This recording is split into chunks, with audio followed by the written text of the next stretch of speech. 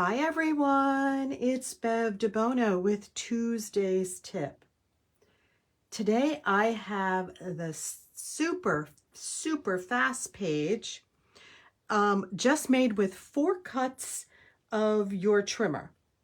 And it's so easy.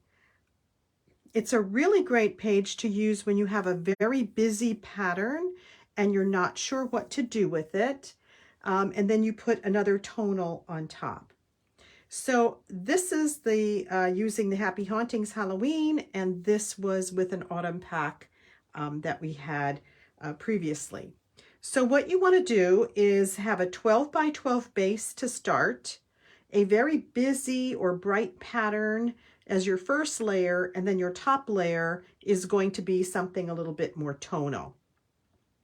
You want to have some interest at the top corner, and then you want to have some interest on your bottom as well. So let's get started. So today I am so excited. I'm going to be using some papers from our Jazzberry collection, and we have these beautiful papers in here, and also some really pretty lasers. And I'm going to show you how we're going to put those all together, and using some of our former collections as well. And that's what I really love about Creative Memories, because all their collections go together. I'm going to use a white base. I'm going to use this bright pink as my busy pattern, and you can see it is kind of busy. And then I'm going to use this very pale floral as kind of my tonal. So we're only going to do 4 cuts with our trimmer, and then we're going to have fun decorating. So my base is here for my busy pattern. I'm going to cut this at 9.5 wide by 8 inches long. So we open the arm of our trimmer, 9.5 wide. We'll put that at the 9.5 mark. Make sure it's all the way at the top. 9.5 wide. And then we turn it to the left to 8 inches. And so that is going to be at the 8-inch mark.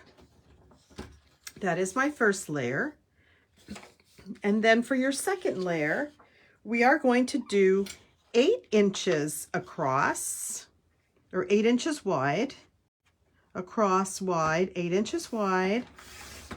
And now this is going to be this one's going to be a little bit longer. So let's turn this to the left and do this at 9 inches. And that's all the cuts that you need to make this really pretty page. So now the first thing we're going to do is we're going to layer your first page, which is your 9.5 by your 8 inches. And these papers are all double-sided. Isn't that pretty pattern on the other side as well? And what's on this side? Oh, we have that. So you see how these papers like all go together. That would go with that. That would go with that. They're really very pretty. I'm going to put this about 1 inch down from my top, and I'm just lining it up right on my mat, my 13 by 13 mat. And I'm just putting that about 1 inch down. And then I am going to put this next layer, the top layer. I am going to now put this, at about 1 inch further down. So that's probably going to be at the 2-inch mark. And then that's going to go all the way down. Okay, so this is our base. And now I'm going to have fun decorating this. Now these Vivid Melodies and the Jazzberries come with all kinds of stickers and borders and designs. And the kit also comes with pretty labels. And I'm going to combine those with also the 5-leaf punch. So let's get started. The bottom is going to have, I'm using the green sticker. You could also use a border maker punch. You could use